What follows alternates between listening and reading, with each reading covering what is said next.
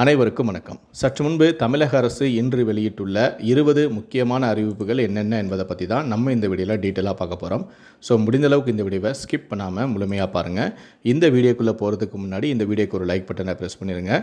நீங்கள் இது வரைக்கும் என்னோட சேனலை சப்ஸ்கிரைப் பண்ணாமல் இருந்தீங்கன்னா மறக்காமல் சப்ஸ்கிரைப் பண்ணிக்கோங்க. கூடவே அந்த பெல் சிம்பிளையும் மறக்காமல் கிளிக் பண்ணிக்கோங்க.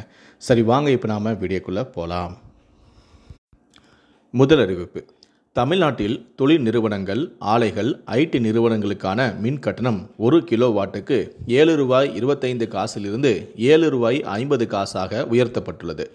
விவசாயம், கைத்தறி, விசைத்தறி, வழிபாட்டு தலங்கள், தாழ்வழுத்த ஆலைகளுக்கு மின்சார மானியம் தொடரும் எனவும், வீட்டு மின் இணைப்புகள், குடிசை மற்றும் குறுந்தொழில் நுகர்வோர்களுக்கு மின் கட்டண உயர்வு இல்லை எனவும் மின்சார வாரியம் தெரிவித்துள்ளது.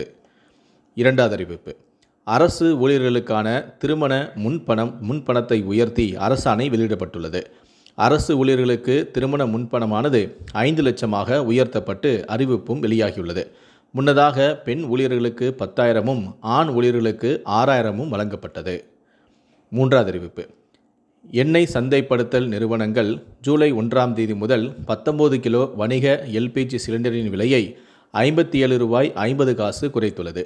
அதன்படி சென்னையில் இன்று முதல் வணிக எல்பிஜி சிலிண்டரின் விலையானது ₹1823.50 விற்பனை செய்யப்படும் என்றும் கூறப்பட்டுள்ளது.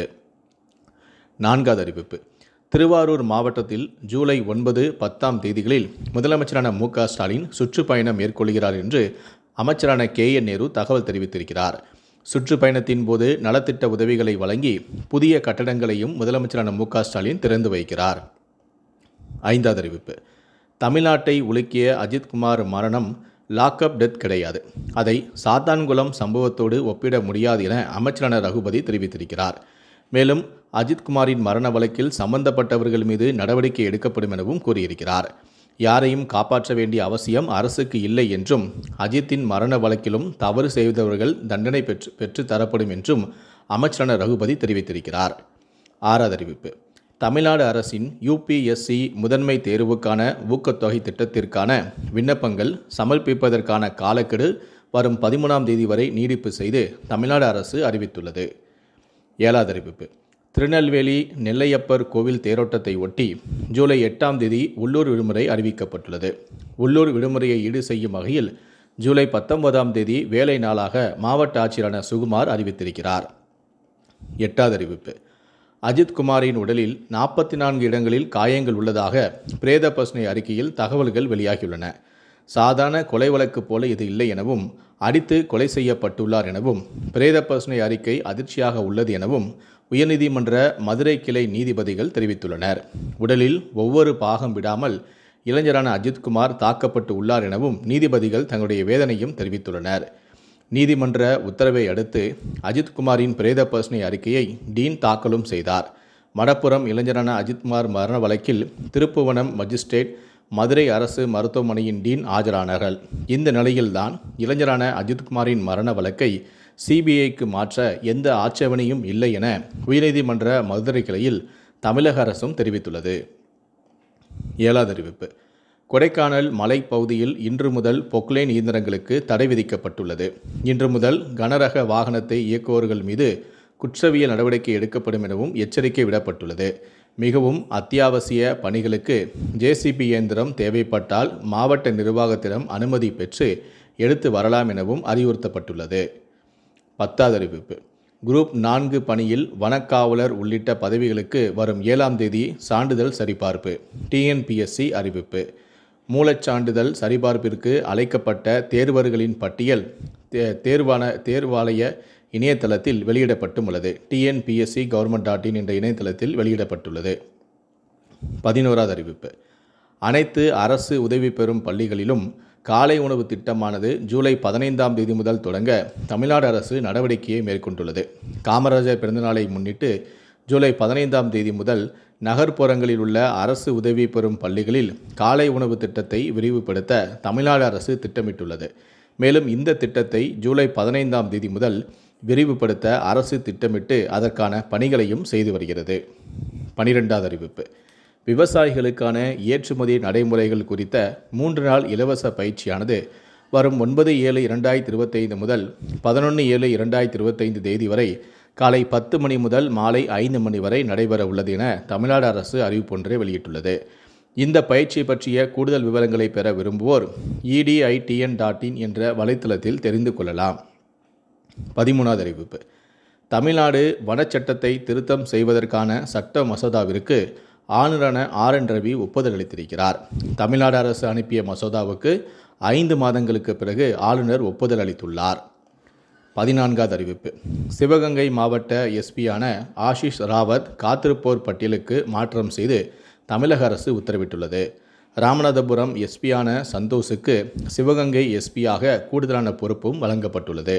மேலும் சிவகங்கை மடப்புரத்தில் இளைஞரான அஜித் மரண வழக்கில் மானாமதுரை டிஎஸ்பியான சண்முக சுந்தரம் பணியிடை நீக்கமும் செய்யப்பட்டுள்ளார். வழக்கில் ஏற்கனவே 5 காவலர்கள் கைது செய்யப்பட்ட நிலையில் தற்போது டிஎஸ்பியான சண்முக சுந்தரம் சஸ்பெண்ட் செய்யப்பட்டுள்ளார். 15வது அறிவிப்பு. தமிழ்நாட்டில் இன்று முதல் 7 நாட்களுக்கு ஓரிரு இடங்களில் மிதமான மழைக்கு வாய்ப்புள்ளதாக சென்னை வானிலை ஆய்வு மையம் தெரிவித்துள்ளது.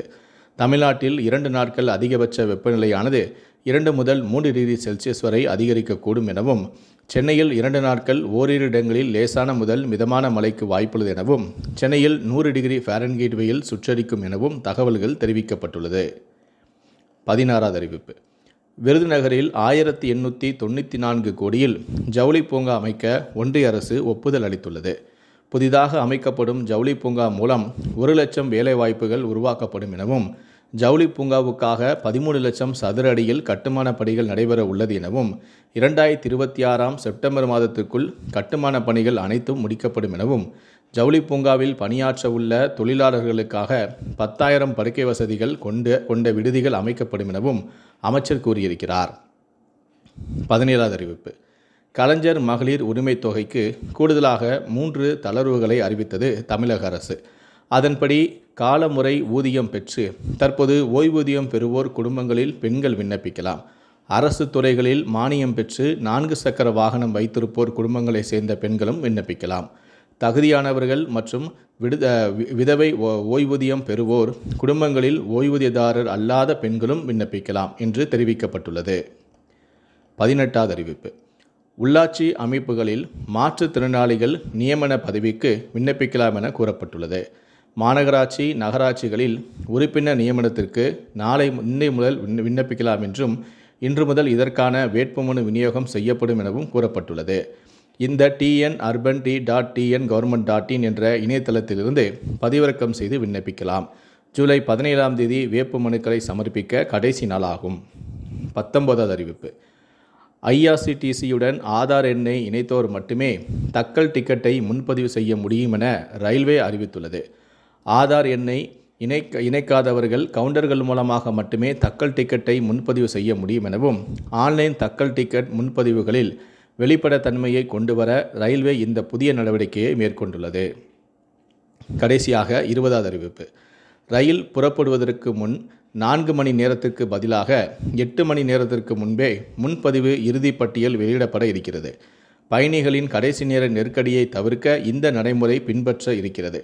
இந்த நடைமுறையானது இன்று முதல் அமலாக வாய்ப்பும் உள்ளது. இந்த 20 அறிவிப்புகளை பற்றிய உங்களுடைய கருத்துக்கள் என்ன அப்படிங்கிறத கீழே இருக்கக்கூடிய கமெண்ட் செக்ஷனில் மறக்காமல் சொல்லுங்கள். முடிந்த அளவுக்கு இந்த வீடியோவை மற்றவங்களுக்கும் ஷேர் பண்ணுங்கள்.